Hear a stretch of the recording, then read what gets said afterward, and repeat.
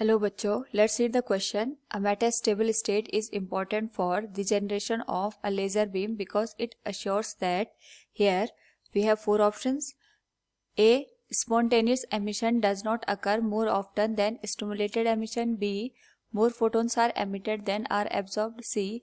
Photons do not collide with each other. D. Photons do not make upward transitions. Now, first of all, we will discuss here the key concept. And here the key concept is principle of laser beam. तो हमारे पास जो laser beam होती है it is a bunch of photons which have same phase and same intensity. तो अगर हम बात करें यहाँ पे फोटोन के किस तरीके से यहाँ पे लेजर बीम प्रोड्यूस होती है, उस पर्टिकुलर केस में हमारे पास यहाँ पे दो टाइप का एमिशन होता है. एक होता है स्पॉन्टेनियस एमिशन और दूसरा होता है हमारे पास यहाँ पे स्टिमुलेटेड एमिशन. तो अगर हमें यहाँ पे लेजर बीम को प्रोड्यूस करना है, उस पर्टिकुलर केस में दोनों ही एमिशन हमारे लिए यहाँ पे काम में आते हैं.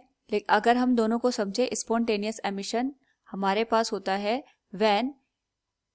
जब हम किसी फोटोन को किसी एटम पे स्ट्राइक कराते हैं तो उसका जो इलेक्ट्रॉन होता है वो वहां पे लोअर एनर्जी से हायर एनर्जी लेवल में एक्साइट हो जाता है.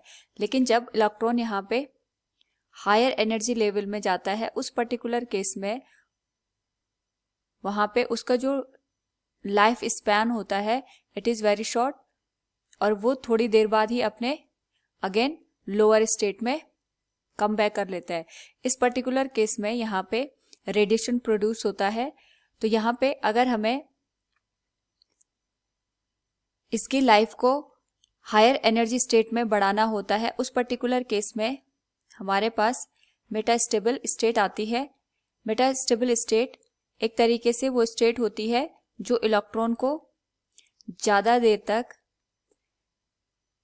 यहाँ पे हायर एनर्जी लेवल में रख सकती है. अगर हमें यहाँ पे लेजर बीम को प्रोड्यूस करना है, उस केस में जो स्पॉन्टेनियस एमिशन है वो कम होना चाहिए हमारे पास, ताकि जो हमारे पास लेजर बीम है वो प्रोड्यूस हो पाए. दूसरा, अगर हम बात करें यहाँ पे स्टिमुलेटेड एमिशन की,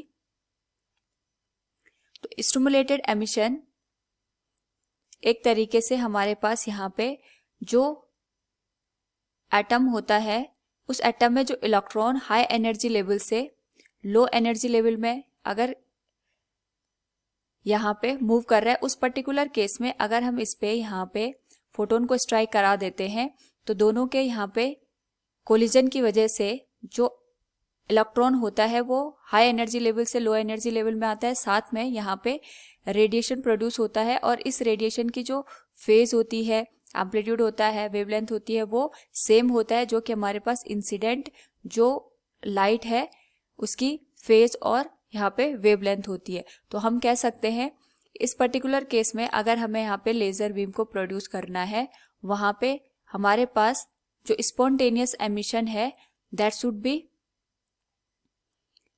less often than as compare to the stimulated emission. कहने का मतलब ये स्पॉन्टेनियस एमिशन का जो टाइम पीरियड है वो कम होना चाहिए और स्टिमुलेटेड एमिशन का जो टाइम पीरियड है वो ज़्यादा होना चाहिए. इसी के लिए हमारे पास यहाँ पे मेटास्टेबल स्टेट काम आती है. So we can say from the given question, a metastable state is important for generation of laser beam because it assures that spontaneous emission does not occur more often than stimulated emission. Option A will be the correct answer. Hope all you understood it. Thank you and best of luck.